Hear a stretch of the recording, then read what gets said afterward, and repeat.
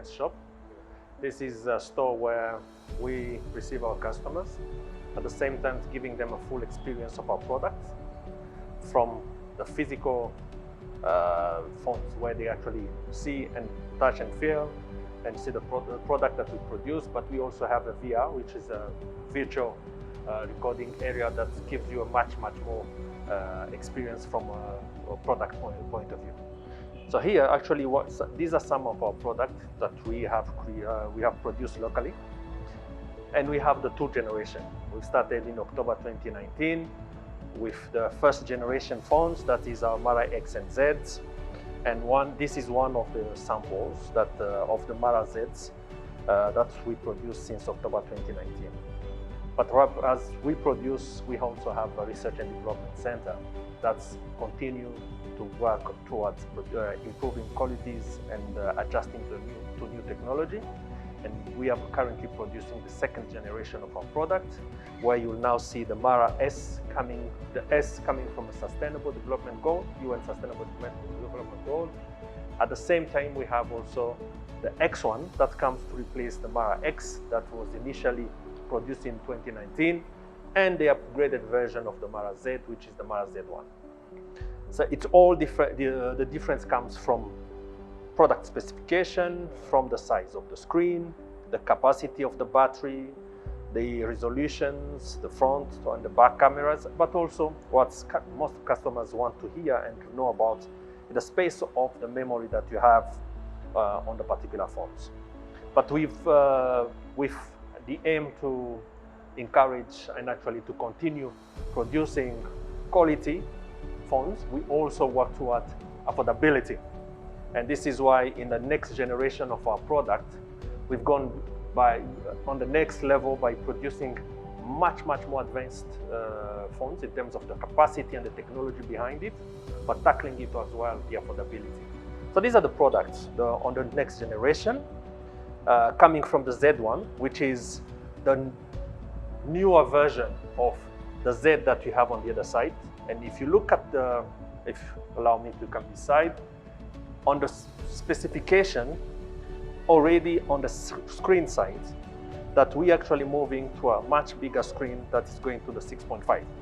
It's a great experience out of it. And even in terms of the camera, when you look at the camera specification that you have and the batteries, on the battery, we had actually made provision to increase it from the 3000 milliamp to a 4000. That's about 1,000 higher in terms of capacity of the batteries to stay longer, but also at the same times of the size. I've mentioned the size of the screen, but also the megapixel, which customers want also to experience when they're taking pictures, which initially we were operating on the 13 megapixel from the front camera and the back. That now has been increased to a 16 plus 8 and 2, making it more than 24 with a 3 camera. Initially we only had 1, now we've increased it to 3 cameras. And even in terms of capacity, the memory, which initially the memory RAM was on a 3 gigabyte, we've gone to 4 gigabytes, and then moving from 32 GB on the ROM to 64, which is a double the capacity.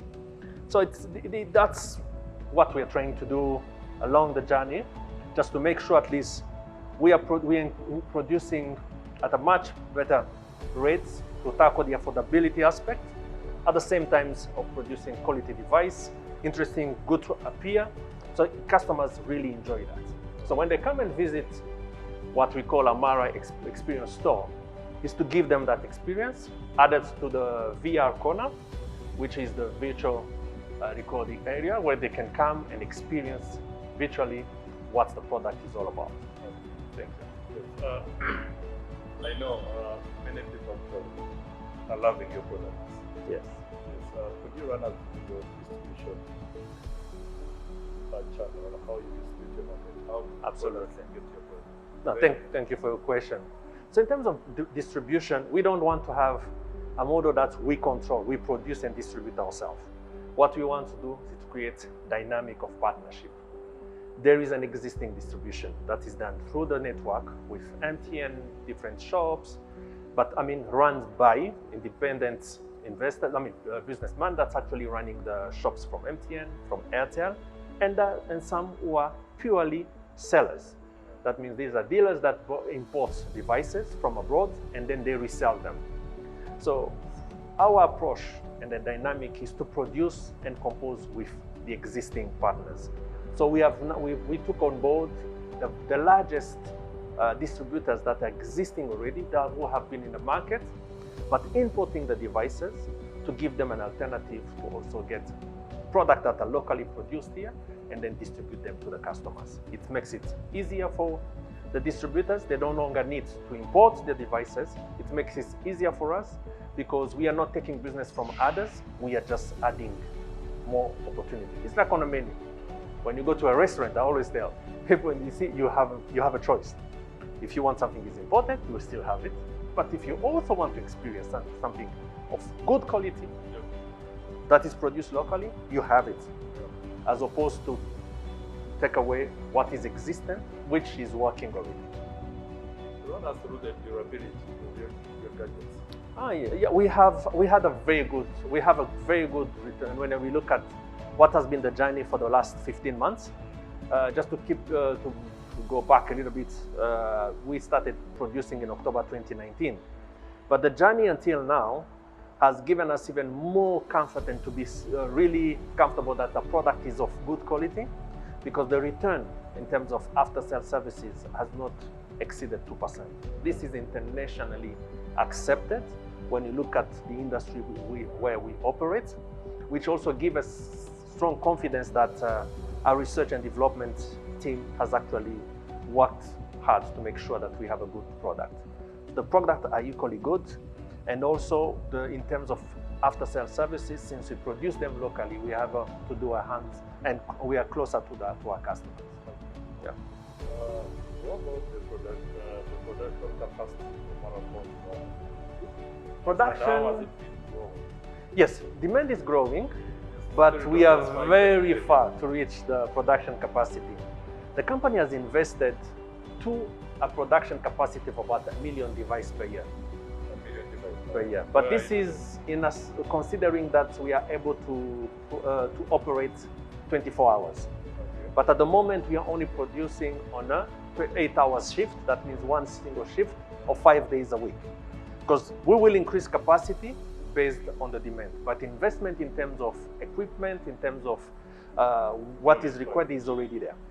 Yeah. But it's all about producing based on demand, but investment is being made already to a capacity of 1 million devices. So based on how the market has responded over the last year, do you see yourself increasing production, and by how much? We were expecting to increase production by end of 2021, but we are conscious that 2020 has been a difficult time for everyone.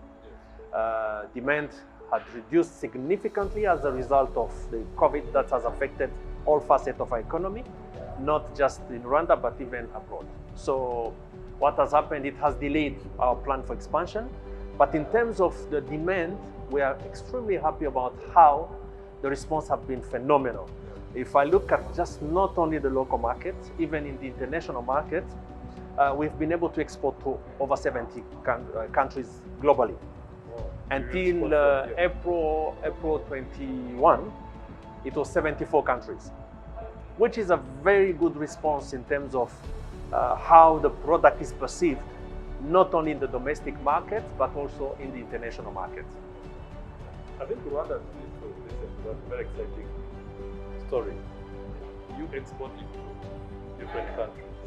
The product that is manufactured in Rwanda, an IT product, the phone that is exported to other countries. So which are these countries and how are you taking them? It's a mix of countries. We've got countries in Europe, we have countries in America, in Asia, all the way to Australia. But if you look at now, what is also important to understand is the repeated orders. Yes. That shows that product is growing fast in this particular territory. We've had a good repeated number of phones that are on repeated orders on the side of the UK, Germany and Switzerland for now.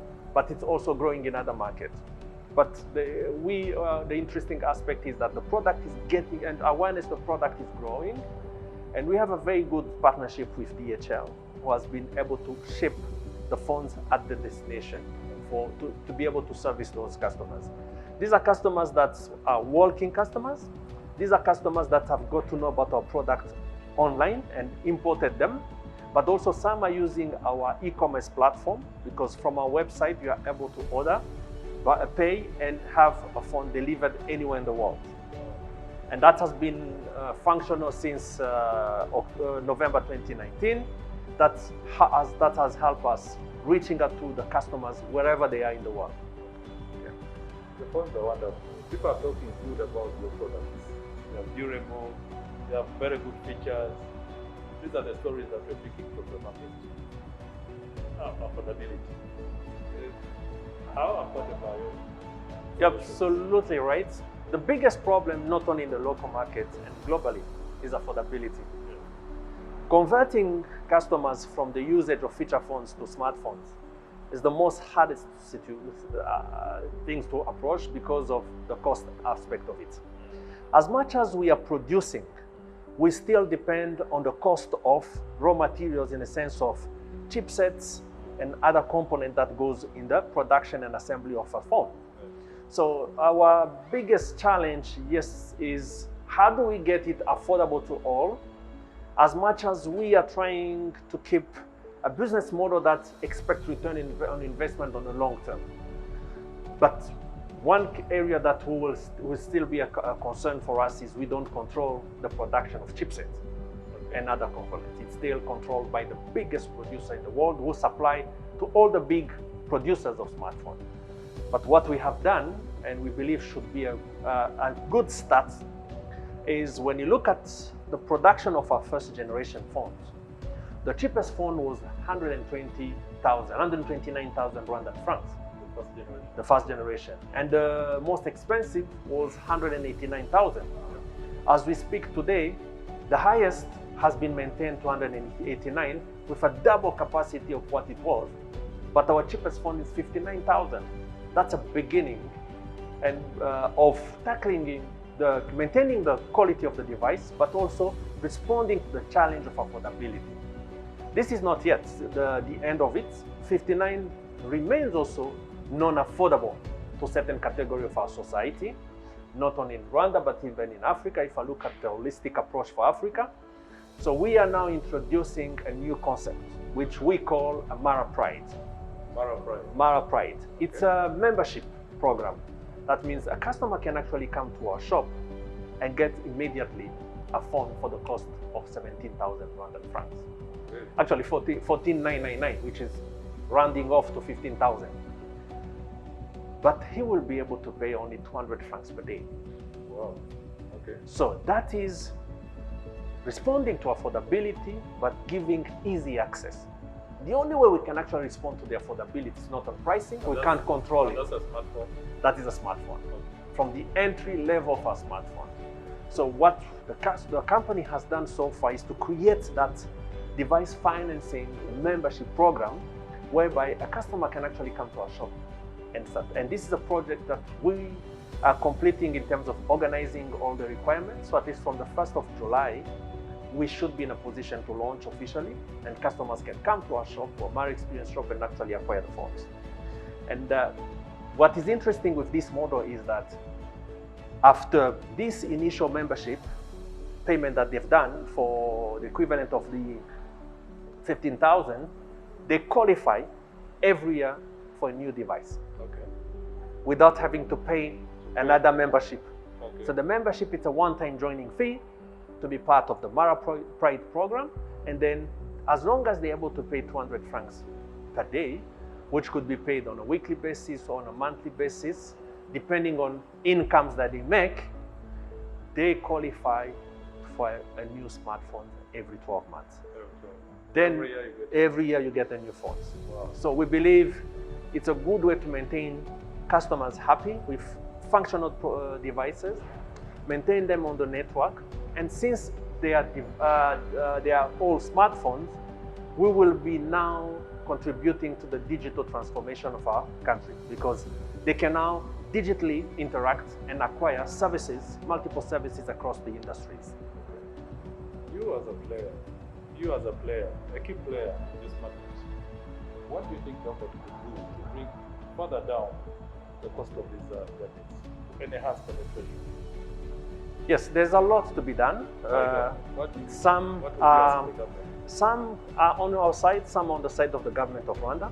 But one thing that the government has done, which has significantly helped us along the journey, was already on the side of tax incentive. So we are not taxed heavily, but we also been given free tax on the import of our raw materials on an annual basis. That makes production costs lower, but at the same time, they've given us access to the prime economic zone, which has also other benefits and incentives in terms of cost of utilities, infrastructure, internet coverage, which help a lot.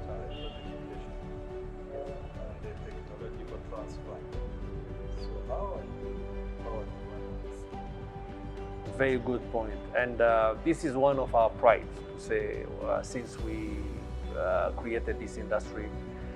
We currently live apart the effect of COVID and post-COVID. We currently have 200 staff members. Our aim is to reach at least a minimum of 1,000 people. This is creating, and initially it was in a period of 2 years, but we got affected in the first year immediately after starting the production. But this is a bad time that will go. We just need to survive and then continue our journey. We will not stop our journey, but we're only adjusting it. So when I look at 1,000 staff members, these are skilled, highly skilled staff. These are people who will be trained to produce the smartphones. By being skilled to that level, these are people who are able to produce tablets. And when you look at smartphones, tablets, it's exactly the same technology that goes all the way to the TVs. That means we are potentially growing skills that any investors tomorrow that comes to Rwanda and put in place a TV factory will have resources that are already trained. It's just adjusting. It's the screen, the size of, but the motherboards are more or less the same. Technology is more or less the same. It changes from the size of certain component that you put in it, but that is a market that will be there in terms of the capacity that we're building in Rwanda. In the next 3 months, we are starting with the tablets. So we are training already towards that. And keep in mind, I talked earlier about free mobility of people and goods in Africa. That means even other African countries, when they'll be ready to start to invest heavily in high-tech industries, local resources in Rwanda could also be exported as skilled labor in those countries.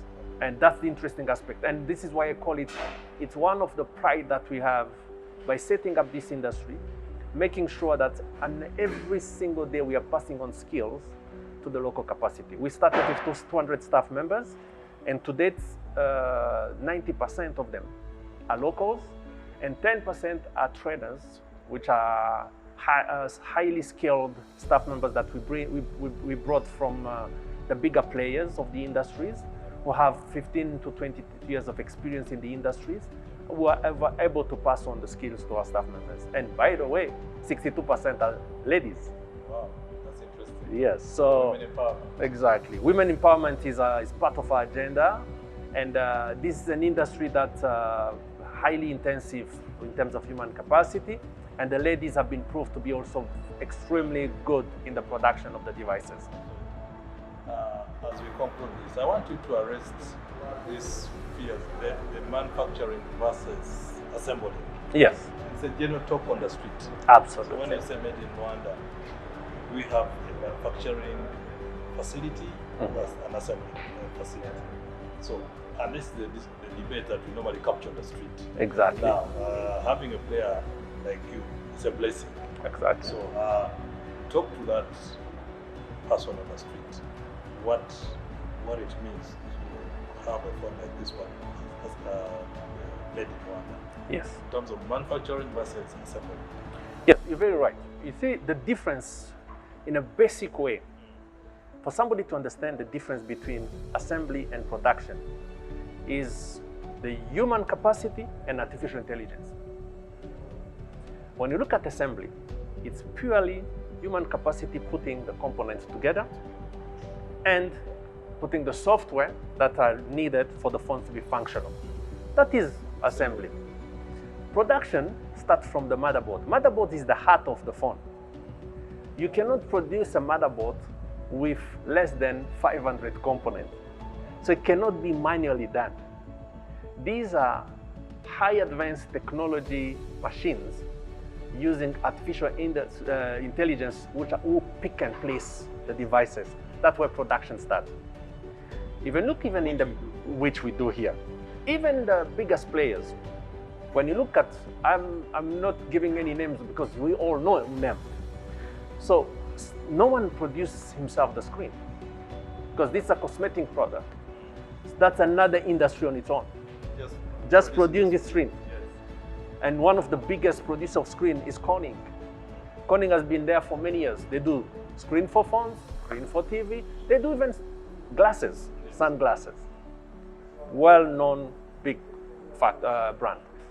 Batteries, it's another industry. Chargers, it's another industry. Cameras, it's another factory. So you cannot actually produce 100% alone because it's involve multiple factories. But the uniqueness of a certain particular brand, such as Mara or any other manufacturer of smartphones, comes from the motherboard, where you produce your own motherboard. Then you compose with other factories based on the design and the size of your phones. So they produce for you the other component that will come in the assembly. That's the difference. I hope it's easy to. How does Marathon ensure quality in terms of durability and all when you're actually getting other pieces from other producers, especially the battery? Very true. Battery and the screens. That's very true, and that's where research and development is very key. Producers of the battery, like as one example, are known. You first engage the biggest producers of batteries, and then you test them. So at least you have some sense of durability, efficiency, and then you tackle the issue of quality. And this is why I earlier said it's difficult, extremely hard to control pricing because quality comes with a cost. So obviously the biggest producers who also produce batteries of high quality cost more than those producing the lowest quality at the lowest price. So we try to balance that and say, get the right balance to maintain quality on one side and affordability. Yeah. And this is why I even say, even in the biggest brand, some questions that say, why is Mara or why is this brand cheaper than the other brand with a huge big difference in pricing? It's all these components and the level and the costs of what they are, which also play a big factor in the pricing of the phones. When you launched a year ago, Rwanda was very, very expectant. Yes. And they still are. What more should they expect in the near future? In the near What future. is boiling the free zone? In the free zone. What is boiling the free zone which is the #1 driving force, part of this prime economic zone, with a vision to make a difference in our country, and beyond that is to control the technology that allows us customizing the production. A typical example, you've seen our motorcycles on the streets with a device that they're using, which allows them to do geolocalization, payment structures, etc. This is a partnership. No, it's not only Yego Moto. There's a partnership that you have Yego, you have Pascal, and you have AC Group, which is the biggest. We have a partnership with AC Group. AC Group has the solution, but they're using our devices. So that uniqueness is that what we are aiming to do, is to be able to produce, but to customize.